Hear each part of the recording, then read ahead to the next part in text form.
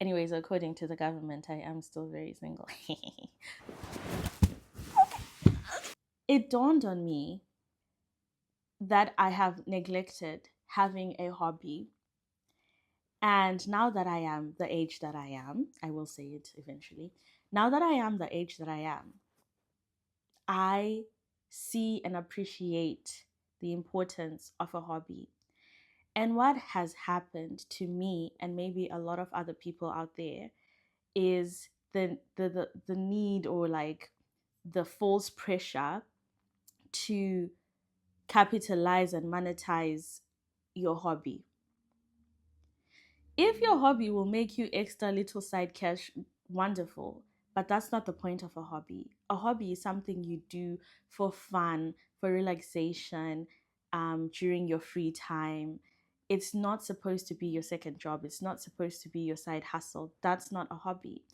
And so I took a step back from making videos for a number of reasons. Many, many reasons. At the end of the day, excuses, excuses, excuses. What tends to happen the older you get is the responsibilities increase. Your life responsibilities increase. The bills increase. The commitments increase. Baby shower, wedding. I haven't been invited to a baby shower. My friends need to do better. But anyways, you start having to spread yourself so thinly. I think sometimes we fall into the trap of feeling like we have to be excellent or the best at our hobby. So for example, if it's painting, you'll stop painting because you feel like you're not the best. But then if that's what brings you joy and peace and helps you relax, you have to keep doing that. I think for me, creating videos actually makes me really happy. And sometimes I stop myself because I'm like, actually, this is a really bad quality video. And even if it is, if it brought me joy, what's wrong with that? And I think the older I got, and now working in a very, very professional setting, that's another life update. I have a big girl job. It could feel as though I have to um, present myself a certain way to the world. Like, oh my God, what if, a shareholder, a stakeholder sees one of my videos where I'm actually just being silly? And so what? As long as I'm not doing a hate crime or, just inappropriate things. And for those of you who are familiar with the immigration system in the UK, things have just been difficult for immigrants to get sponsored jobs, sponsored visas. I know a number of people who've had to leave the country because of that. And it is disappointing, especially if you've given it your all to be in this country. But obviously, if you believe in God and you are Christian or you have faith, you can rest in the fact that God has a plan for your life. So I'm not saying it to be like, oh my God, it's the end of the world. People have left the UK. It's literally not the end of the world. It is disappointing though, like I said, if that's what you wanted and you had been working towards. And I came very close to that as well. So this is I thought I would do a testimony video, but take it or leave it. So I was on a graduate visa and that was only valid for 2 years. And after that, you have to transition to like another visa, mostly a skilled worker visa. And in the role I was doing, it was not eligible for that. I had discussions with senior management and everything, and they're just like, it's not possible, it's not possible. So obviously I was looking for a role where it could be possible. Rejection after rejection after rejection. I was just like, well. And then 2 months before my visa was meant to end and expire, I was praying, I was faithing, I was like, let your will be done, all of it, the works. And then a whole new role that never existed in a department that never existed opened up at work, and I applied for it. I did the interview for it. I really prepared for it. I gave it my all. I was just like, if God wants me there, it will be so, But still, obviously, there's that natural anxiety and worry. I had dreams, nightmares, sometimes good ones, sometimes it was just really a roller coaster. So I do empathize and sympathize with anyone in a similar position of needing that breakthrough. I get it 100%. And I just want to encourage you that it's okay. This is what I tell my friends, like, and my family. If you have your faith, either way, either side of the outcome, you will be okay. Because even when we get our blessing or our breakthrough, there's things on that side that we have to deal with. If we don't get that breakthrough that we wanted, there's things on the side of disappointment that we have to deal with. And that's when you really have to know what you're anchored in. What is your, where are you rooted, or else, bro. I'm on the side of the blessing, the breakthrough, and there are things I am dealing with and having to pray about. So the grass is only greener where you water it. I've been in a relationship now for, I won't say for how long, because if people like things, I've been in a relationship. If you look at my old YouTube videos, I think I used to joke about how single I was, So, anyways, according to the government, I am still very single. I don't think he'll like that I said that. No, he won't mind. He's always laughing with me, right? Okay. Okay, that was weird. Right, let's get back to it. Okay. Yeah, relationships been going well. There's a lot to learn. So when you're dating, it's not just about enjoyment and knowing the other person. You also get to know quite a lot about yourself. It's like a microscope. The Bible says you want to point out the twig in your brother's eye when you've got a log in your own. That's it. When you're that up close and personal with someone, even in friendships, any type of close relationship you have with people will reveal a lot about you and your heart and things you have to work on or heal from or whatever. So it's been a lot of work, but it's happy work, I would say.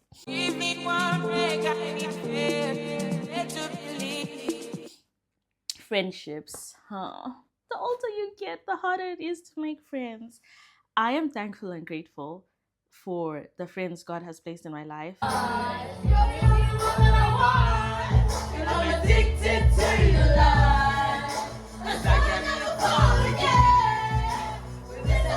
The cost of community is commitment. You have to try and show up as often as you can for the birthdays. Happy birthday to you. Whatever it is, you just have to try your best to show up. Sometimes you won't be able to show up for everything, but the more you show up, the more you are a part of these people's lives and the more they'll be part of your life. I always say to have good friends, you have to be a good friend yourself. And I know it's hard to make friends. It's not easy, especially good friends, because having good friends means meeting good people, and it's not always that your environment even allows for you to meet good people. But don't lose the faith. Friends are important. Friends are so, so important. They will be there for you. You will be there for them. It makes life worth living. Hey? Okay. I've been creative. I got a camera. I've done a wedding photo shoot. I have done 2 maternity photo shoots. So if you're out there getting married or having a baby, call me. I would like to be part of that. I want to take more. The people who have made it in life, the people we admire, the people we look up to, they're where, we're like, wow, that's really a nice place to be in your career, in your relationship, whatever. The people who are there, the people who have broke through that, I believe are just people who didn't stop. That's what I believe. They just didn't stop. Because if you stop, that's it. Like, you will never reach it or do what it is you want to do because you stopped. You keep going. And that's the only way you will get to the destination. Another problem could be, what is the destination you're trying to get to? And maybe that's where I'm at. But it is in the going that we arrive. Guys, I hope you're taking notes. It is in the going. It is in the walking of the path that the path is revealed. If you are standing in the same place, I don't know what to do, I don't know where to go, you will still be there. Actually, go figure. I'm preaching to myself, by the way. You will literally still be there. If you don't move, you will be there. Okay, hope that helps. Right. Okay. 7 years ago, I created this channel and I was just vibes, man. But also, I remember referring to myself as Barnabas, the son of encouragement. I made the channel because I wanted to encourage people. And they say in motivational books and talks, what's your why? Find your why. And I think for a long time, I wasn't sure of my why, or I wasn't sure if my why was enough. I wasn't sure if my why was enough, but if you go back, you have a why. Why are you doing the thing you're doing? What's your why? Why are you hustling? What's your why? Why are you trying? And the final point I have to discuss is what is inspiring me these days? What is inspiring me these days? I think lately, it was a series on Netflix called Boots. So I enjoy comedy series, I enjoy sitcoms, and this one was under the category of offbeat. So it's a bit like awkward humor, and I like that. So I started watching it, and then as I was watching it, I was a bit like, what's this about? But I just kept watching it because I had nothing else on the roster. And boy, oh boy, it inspired me. It inspired me because it's about young men at Marine boot camp, and they really just have to overcome themselves. They have to overcome their own personal weaknesses. They have to work together. They become like brothers, even though they're so different from different walks of life. And even their drill instructors are also inspiring. Like, I feel like I need a drill instructor in my house, like to say, recruit, you need to clean this living room. And I'll say, sir, yes, sir. Because if you all saw the state of this living room, I want to read more books. I say that, and I will. Enough of I want to, I will. There was a quote I liked when I was in high school, especially exam time. It was, the problem is you think you have time. And that's not to be ominous, is that the word? It's not to be scary and spooky. Ooh, you think you have time. It's a reality. Time flies. Whether you are doing anything or not, the time will go. And we don't know how long we have on this earth. And this is not to be like wishing death on anyone. We genuinely don't know. The world could end sooner than we actually die. Okay, let me get off that train of thought. Basically, is to make the most of what we have now. If that was a number one lesson from this year, when I was fighting for my life earlier in the year with jobs and visas, there was a deep sense of regret for all the things I said I wanted to do and never did.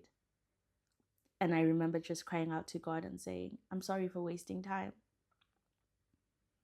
And with what I know now, my final closing thoughts or words would be, do what you can with what you have now. Tell the people you love that you love them. Cook the meal you said you want to cook. Just do it. I know that sounds way simpler, but me even making this video, being tired, messy living room, not being sure. But look, I have just done it. So just do it, whatever it is.